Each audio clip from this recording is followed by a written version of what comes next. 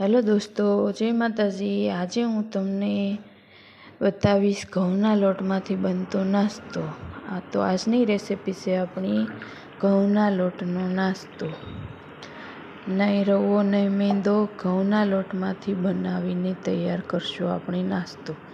तो चालो सौथी पहला आपणे लई लईशुं काशू। तेमां 2 वाटकी झीणो घऊनो लोट लई लईशुं। तेने बराबरथी साળી लईशुं।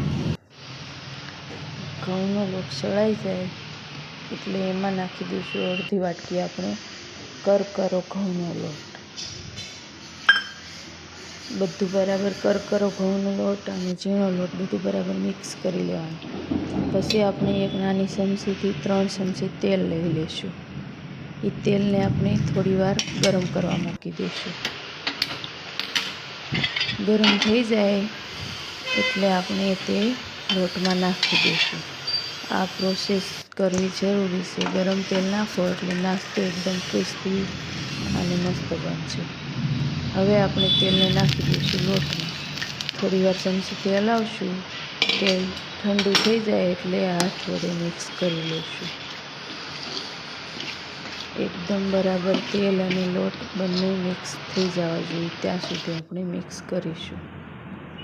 તમે જોઈ શકો છો તેલ અને લોટ બે મિક્સ થઈ ગયા છે।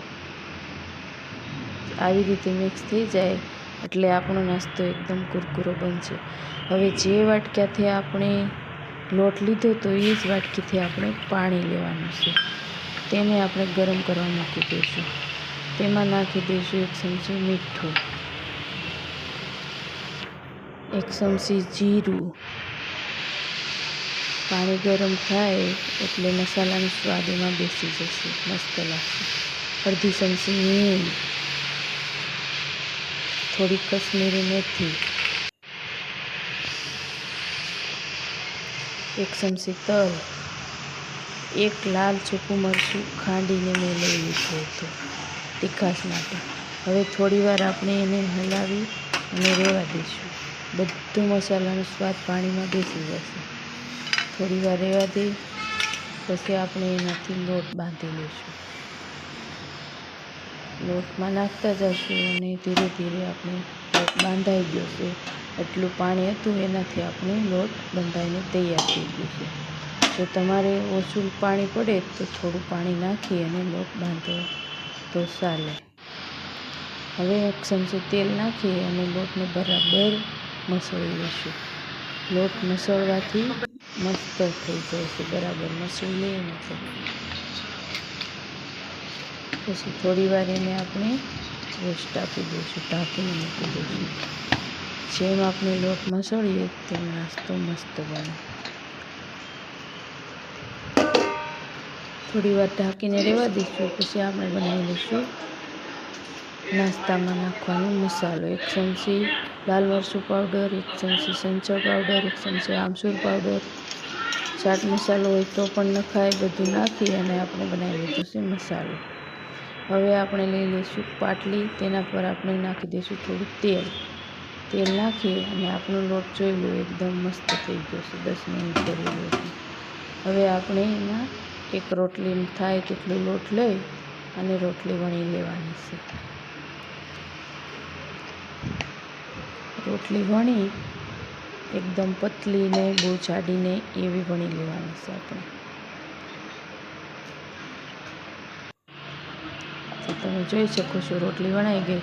હવે એને એકદમ ગોળ રાઉન્ડ શેપ આપવા માટે આપણી પાસે કોઈ કાંઠાવાળી વસ્તુ હોય તે લઈ લેવાની છે।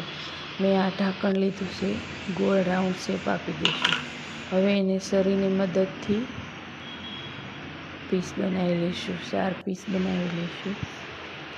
હવે એના આપણે 4 પીસ બનાવી અને ચમચીની મદદથી તેમાં આપણે કાણા પાડી દઈશું। આપણી પૂરી ફૂલે નહીં એ માટે આ કાણા પાડવા પડે।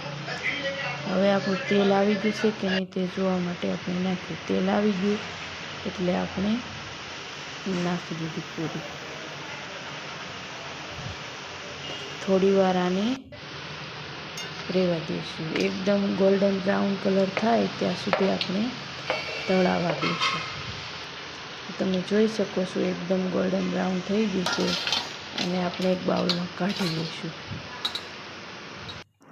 હવે એક બાઉલમાં કાઢી અને ઉપર નાખી દઈશું આપણે મસાલો. તમે જોઈ શકો છો આ નાસ્તો મારો ઘઉંના લોટમાંથી બનેલો ચા સાથે ખાવાની મજા આવે તેવો. તમને ગમ્યું હોય તો લાઈક, શેર, સબસ્ક્રાઈબ કરવાનું ભૂલતા નહીં. મળીએ ને.